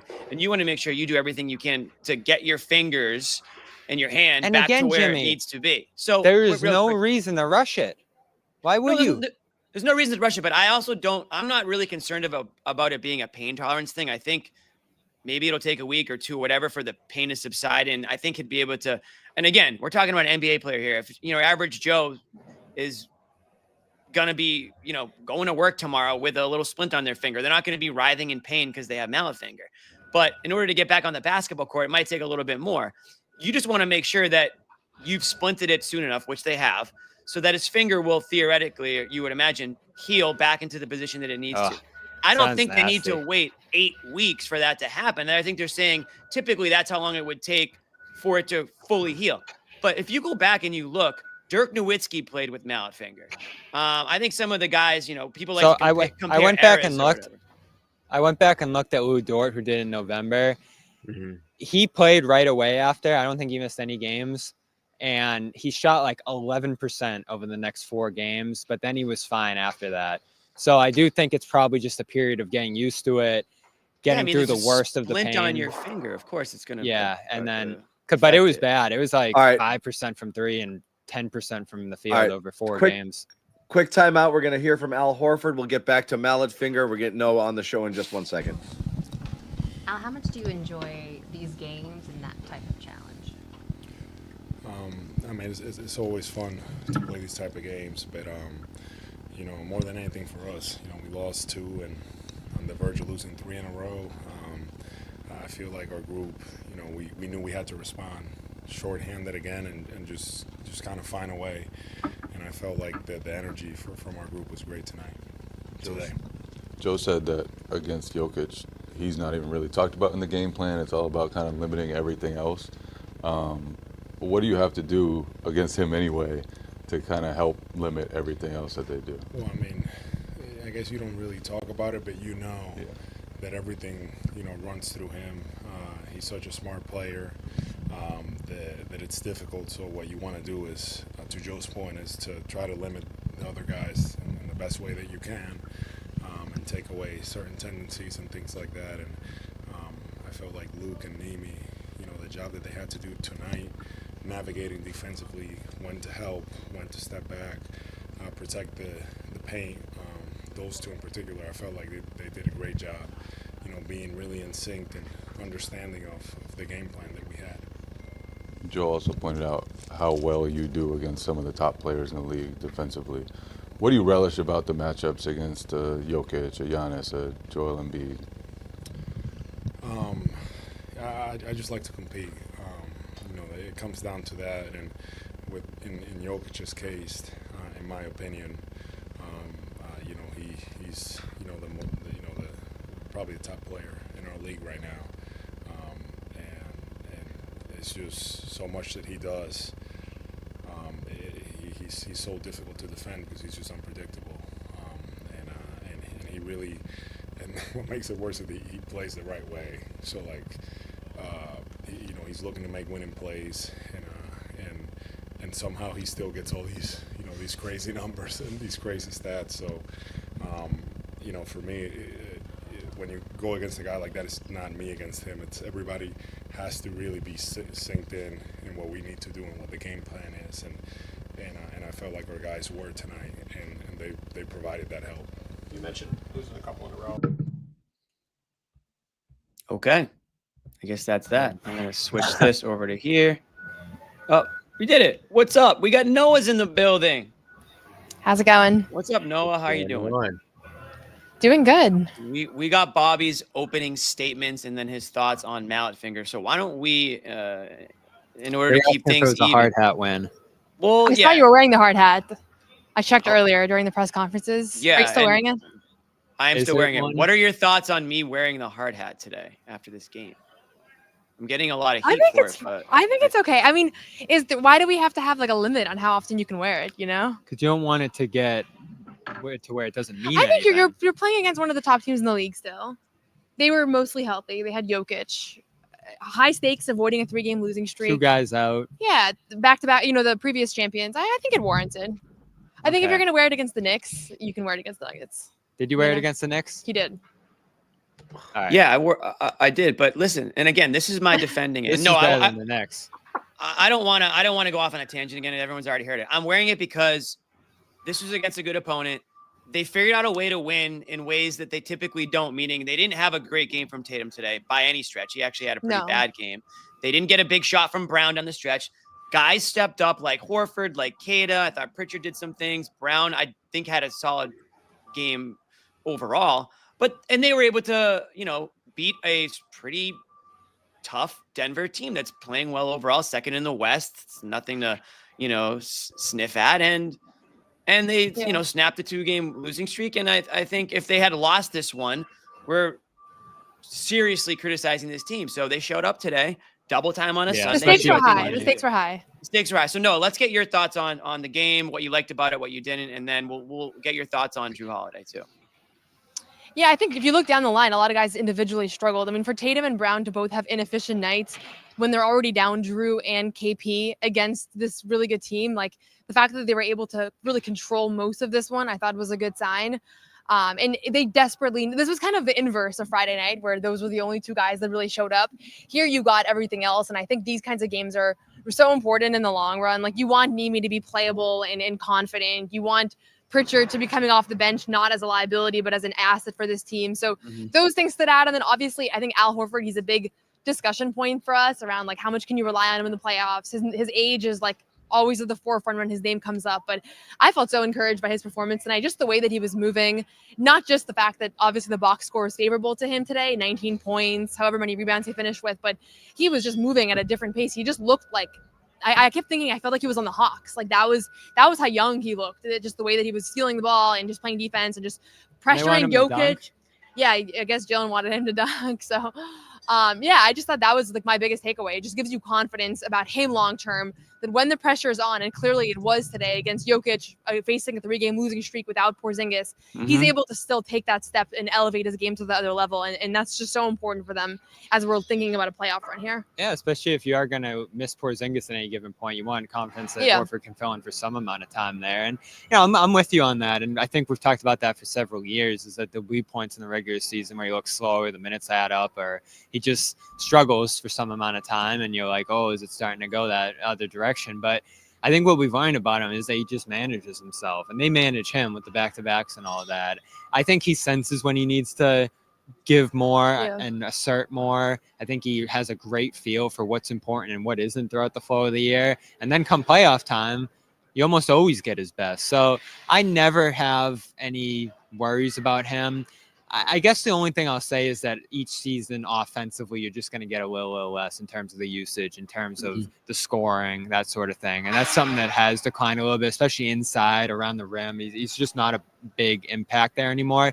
But defensively is where you think he's as good as ever. Like the switching, I mean, I would stack him up there still, period, among the best switching defenders in the league. Even when he needs to play a drop, he's smart, he's positionally sound. Joe was talking about all that after the game. So defensively, I'm with you. He's as good as ever.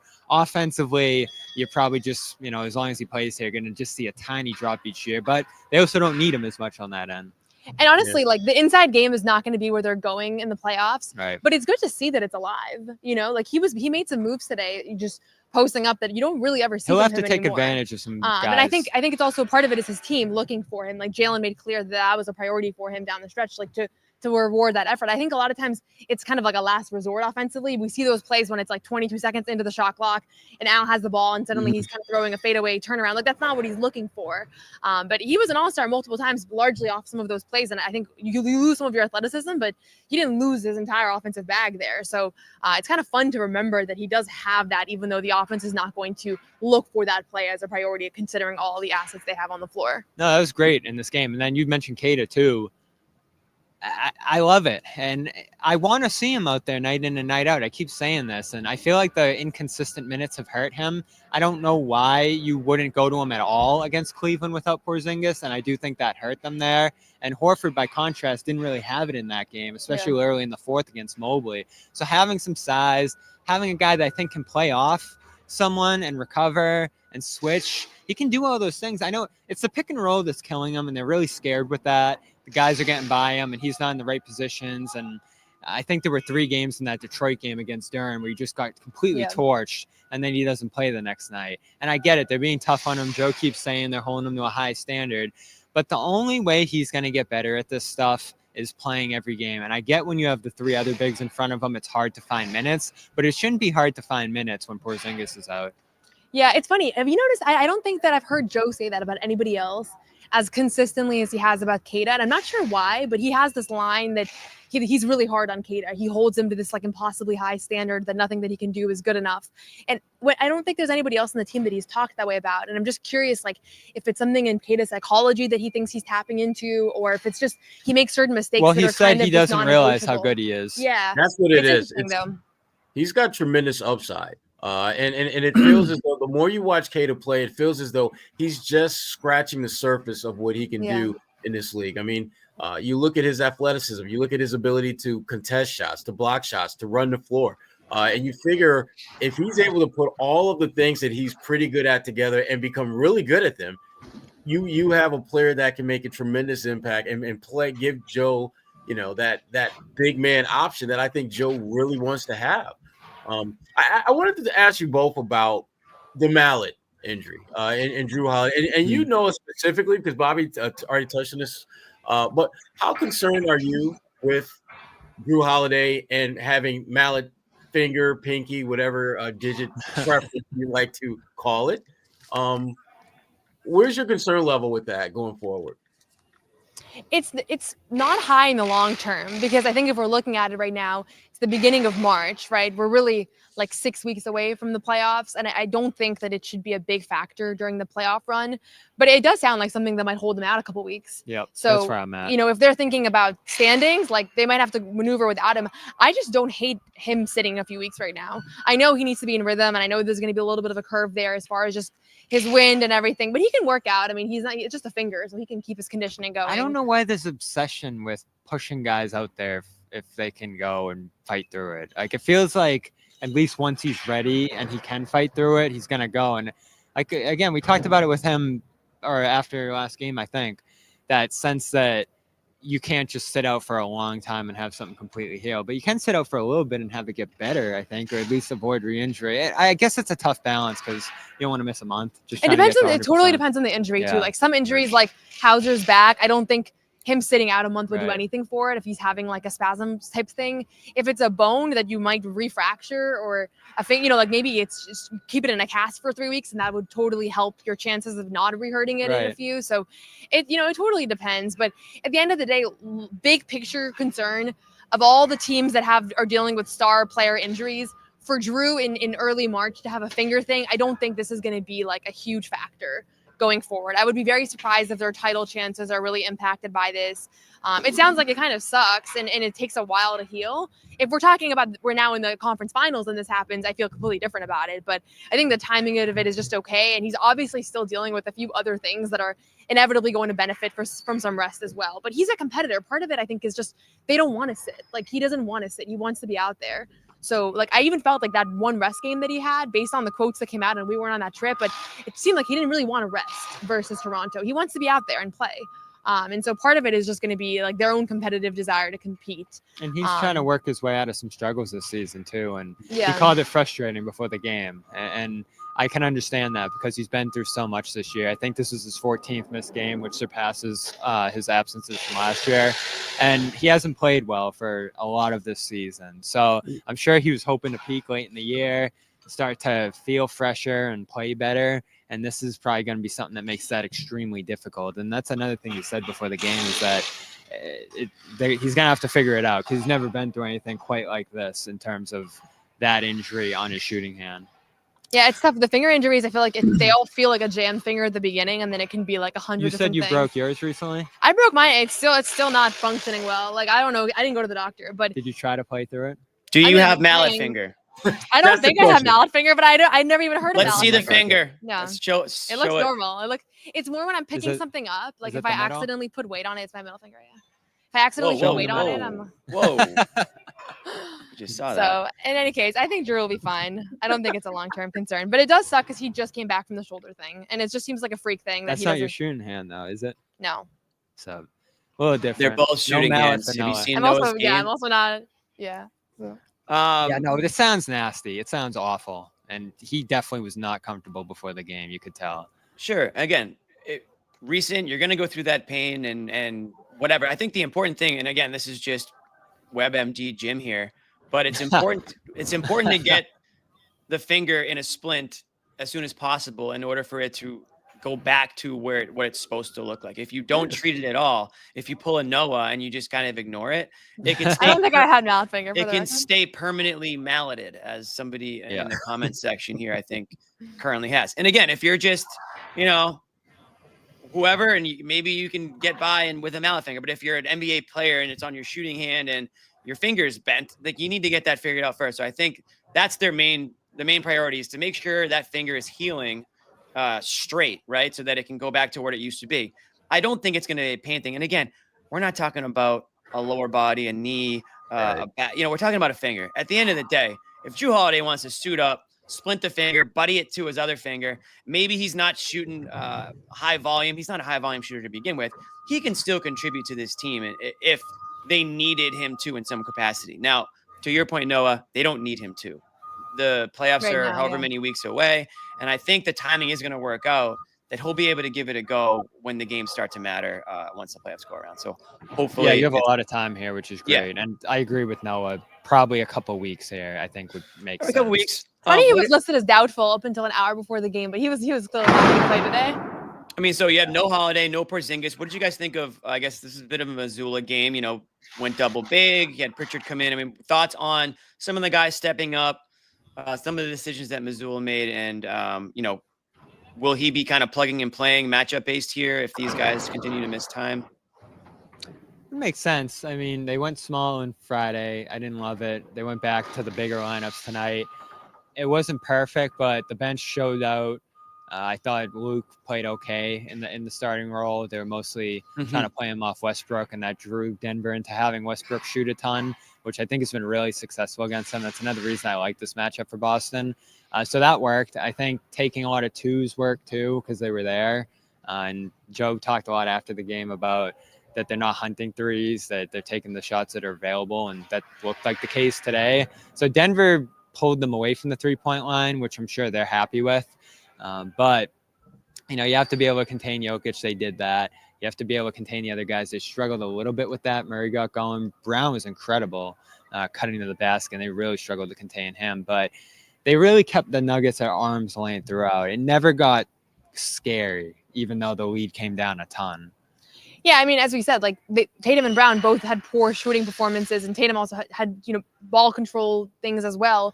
And so to overcome that against a team of this caliber is impressive. I thought Jamal Murray was my one thought moving forward is that had he gotten it going earlier, we might be sitting here talking about a different game. Everything with them. It's so weird how he's there sometimes and isn't others. And there was a couple of plays in that second half kind of reminded me of Donovan Mitchell, where he's just too good of a player to lose him in transition or to not prioritize guarding him on a given play, because when he has it going, he's really an impossible scorer, especially when Pritchard's guarding him for a substantial portion of his minutes, which he was tonight.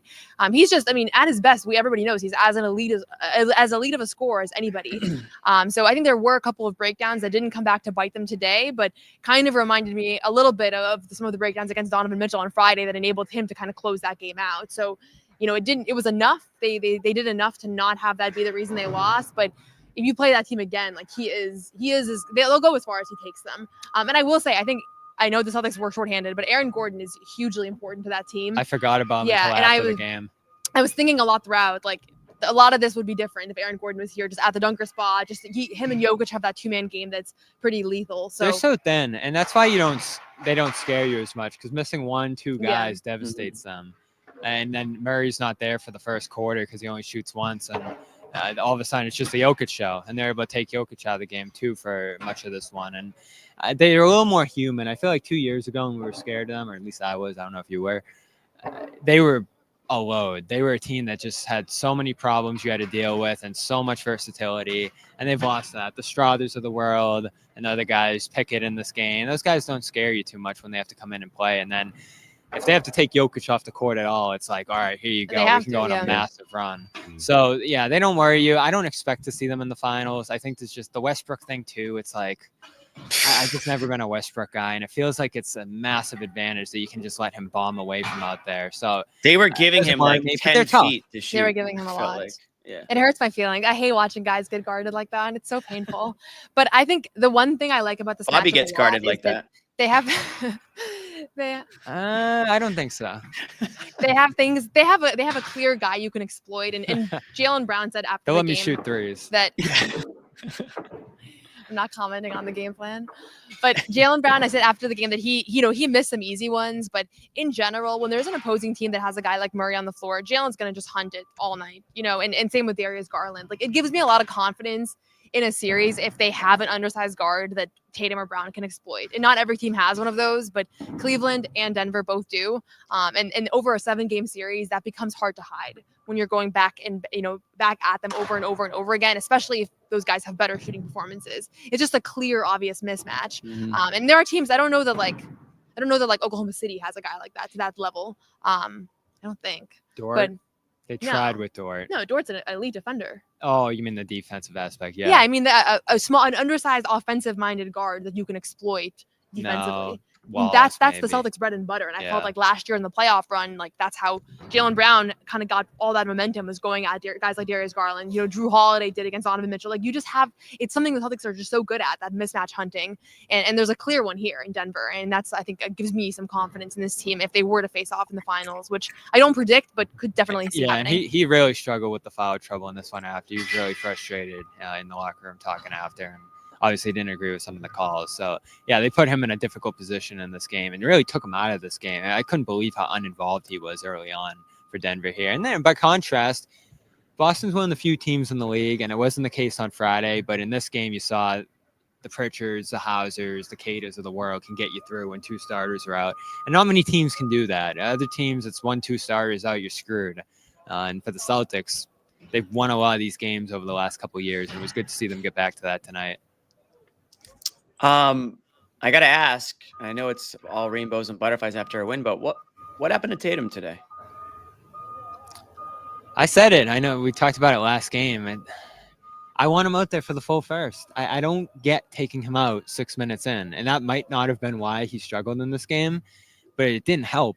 And he's out for 3 minutes, and they bring him back in late in the first. I don't know why they keep messing with it. I didn't want to ask Joe. I think it was Jokic. I think he was just matching him up with when Jokic stepped down. Okay, so I just think you should leave him out there for the full first and the full third. He played 7 games before this in that spot and looked like the MVP of the league. And then when you switch him over to this, again, might not be the reason that he struggled in this one, but I don't know why you mess with it. I don't care about the first minutes thing. I know it's something you've been monitoring. I just don't think that's why he played poorly tonight. I think he just had his head in the clouds a little bit. Like, it just kind of happens. And then he missed some easy ones. He threw a couple of uncharacteristic passes, and it starts to mount. Like, the mistakes start to mount, and then now he's kind of forcing the issue a little bit. Like, you've seen these kinds of performances from him over the years. Jalen's had some of these as well. Like, I think it's just one of those nights for him. And luckily his teammates stepped up. They kind of owed him one, I feel like, from Friday when he was kind of lethal and nobody else was really there. So they kind of got him back here because they should have won Friday. I feel like if I was Tatum, I would have been disappointed that my incredible game was not in a win. But I don't know. I just feel like the first quarter minutes thing, like, he was pretty passive in those first 6 minutes. came back in, just didn't have it tonight. I like that they pushed through. We were talking about the 4 foul situation with Jalen the other night where he had 4 fouls midway through the third and Joe pulled him. Tatum was in the same position today and Joe left him out there. And I tweeted out in the moment that I was glad that he was able to stay out there, and everybody was like, well, he's doing terrible, so he should have been pulled. But I think he just didn't have it, honestly. I don't think that it was much more to it. Well, yeah, the rotation thing's interesting to me because, you hit on it last game. He's not out there at the start of the fourth. It's a big problem spot in that Friday game. And maybe you want him out there for the full fourth, and then you have to take him out earlier in the game to be able to do that. So I hope that they have some consistent approach and understanding on where that's going come playoff time, because I do think it messes with them a little bit. And Jalen's mentioned it. I don't think Tatum cares as much, but for Tatum, it's all right, where do you need him? And obviously you don't need him out there for the full first. You'd love to have him for the full fourth. But what's going to set him up for the best possible game here? And to me, it's been the full first, let him get going, let him set the tone. Full third, similar deal. And the reason I really love the full third, and they did that later in the game, is that so many games he's just able to go crazy in the third, and then it's not a game anymore in the fourth. And maybe a factor in this one for him is just the massive minutes he's been playing lately. And that concerns me a little bit too sometimes, is that they just keep pushing him and pushing him and pushing him. Seems like he can play any amount of minutes possible, but there probably does reach a point where it catches up to you a little bit. And maybe that's what we saw here today. Yeah, he did look a little fatigued. Like there were some moments where he just looked a little bit slower. It was honestly the passing that really stood out to me. Like he threw a couple of passes that were so not close to not being stolen, and that's not how he's been of late. Like he's just been so on the mark as a playmaker. So yeah, 6 turnovers. 6 turnovers, I think. 6 turnovers, 5 for Brown. Yeah. Real quick, and then we're gonna wrap it here. Thoughts on Brown? Since we haven't really mentioned him at all, and did he look like he wasn't moving well? He was, I'll just say when he was walking to the podium, he looked like he was in a lot of pain, and I don't know what that's about. But and then before the game, he mentioned the knee at the press conference. It's the same knee that he dealt with before the All-Star game that he missed 2 games for. So he misses 2 games for the right knee before the All-Star break. Comes back, plays 2 games, and now was questionable again and plays. It's so hard to assess the medical stuff, isn't it? But when you see thing that, with knee pain, it doesn't necessarily mean that a couple of rest days is going to fix the issue. Like that's just not right. Sometimes I feel like it's like better to play through stuff, but and he played well. He scored 10 points early. I honestly, is that advice? No, I just feel like whenever I've had lingering injuries, like the more I rest, the worse they get. But that's not medical advice. You had knee pain? I've had plenty of knee pain, yeah. Okay. I feel like I've just like kind of run through it. But again, non-medical advice. But I think sometimes there's not, like if the prognosis is him sitting today is not going to really benefit him long term, and he wants to play against this team, and they just lost 2 in a row, and they're already down 2 starters, like I get wanting to keep him out there if you don't think it's going to make the situation worse. But he said, I think he said, like, I'm going to get things checked out. So maybe he's going to do He said that after the game? Yeah, I don't know. I think something like that. I don't know if that means like a scan, but. Have you played through illness? Have I played through illness? Yeah. I don't know what KP's dealing with. I'm like personally a little worried about Porzingis' illness because it's 3 games now in a week. It's weird. Is he in the building? What, did you guys see him? No, I don't think so. Okay. Well, flu's going around right now, so maybe that's it. Stay away from the team and kind of do that.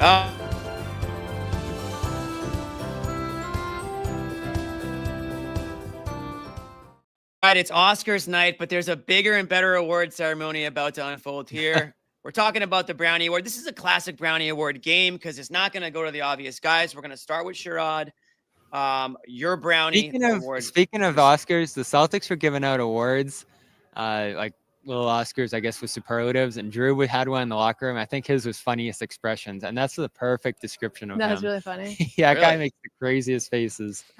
Yeah, that's a good one. There you go. What were the other ones? Any other ones you remember? What did Tori win? Did you see that? Swiss Army knife. Al got ultimate glue guy. Okay. I can see that. Funniest expressions. Jalen got philosophical hooper. That I can What would see. be yours, Jimmy? I don't know. I can't think right now. What would be my superlative? Yeah. I did win funniest. No big deal. Oh. That might I don't want to gas you up too much.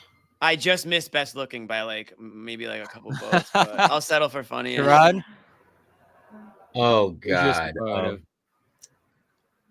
Babysitter of the year. Because that's what I'm doing with Jimmy. That's what I do with Jimmy every episode. Wow, I'm taking ricochet shots here. Wow. Unbelievable. How All about right, you? we're going back to our award. I don't know. Noah, Noah, come on, you got something. Doesn't shut up, probably. Okay. I can see that. Yeah. Well, Most you know what we'll words per do? minute. We'll do our own award ceremony at the end of this season. How about that? We'll pick superlatives for everybody. But right now, it's Brownie Award. Sherrod, start us off. Al Horford. I Why not? just gave you everything Mhm. and then some, and you absolutely needed it all.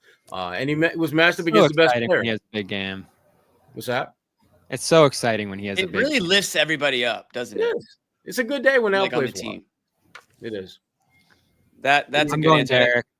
How Okay. could you not go Derrick? I mean, that was just ridiculous stuff. And Al's head was spinning when we were asking about it in the locker room. Like, we're so lucky to have that guy in the crunch time situation. I don't think he played well before that, but he just gets a couple big shots down the stretch, hits them, makes a couple plays that are important. That steal at midcourt after a turnover, I forget exactly when that was, but that felt like a really big play too. Yeah. He was out of this world in the big moments late. Someone needs to start keeping track of Derrick's clutch shots in the first 3 quarters, because I swear every time he hits a shot, it's when they really need one. It's when the opposing team is on a run, momentum is building. And it's like, if there is a clutch shot to be had in the second quarter, it's Derrick. Like every time it's just so timely. It's just unreal when he converts, like when their back's against the wall, when the other team just like needs a break, he's always there. Unreal. Mine's Nimi though. I think that just to be so out of the rotation as he has been, and then to come back. And my thinking when he checked in was like, just don't be a huge deficit right now, because you're obviously facing off against one of the best bigs in the league. But he was actually a bonus for them. It wasn't just that he survived those minutes, but he actually gave them a big lift. So credit to him for actually staying ready and what was it, 10 rebounds in like 16 minutes. He just had a practice 10 with boards. Maine too. Yeah. They sent him main practice, and now here he is back in Boston and killing it. 3 different answers, all 3 I would say correct. Who's your brownie, Jimmy? Break the tiebreaker. Tonight, I thought Derrick White had the biggest game, the biggest shots when you needed them, and I'm gonna the edge goes to Derrick White.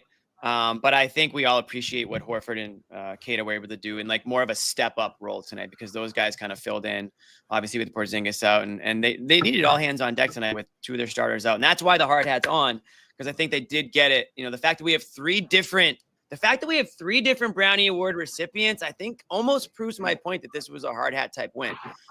Before we go, we had a couple of massive debates today, not just whether or not this was a hard hat win. I'm going to skip. Oh, we had a poll, actually. Second most important player in the Celtics. Just give me a one-word answer, Noah and Bobby. I don't want to go into a big debate about this. Derrick. Ooh. I got to go with Jalen. I think thinking about a playoff run, he would be the second biggest loss for them. But it's a close one. Yeah, they've just missed Derrick so much when he's not Yeah. out there. That's all I'm going off.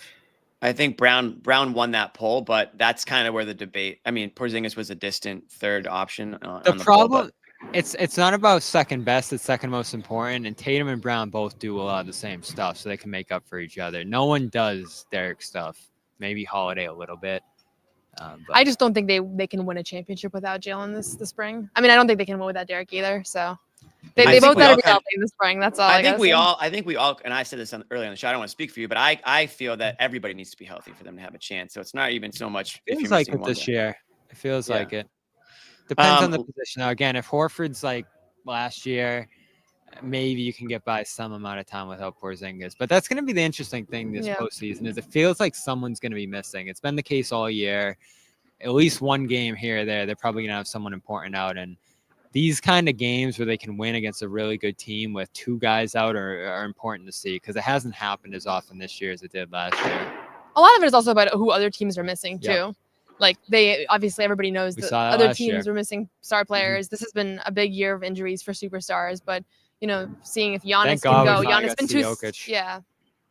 After he missed the last game. Lastly, and this is, I think a lot of people are hanging around for this question. Somehow this came up. I don't even know how this came up. Noah, actually, first question. Do you use toothpaste, or do you believe in toothpaste?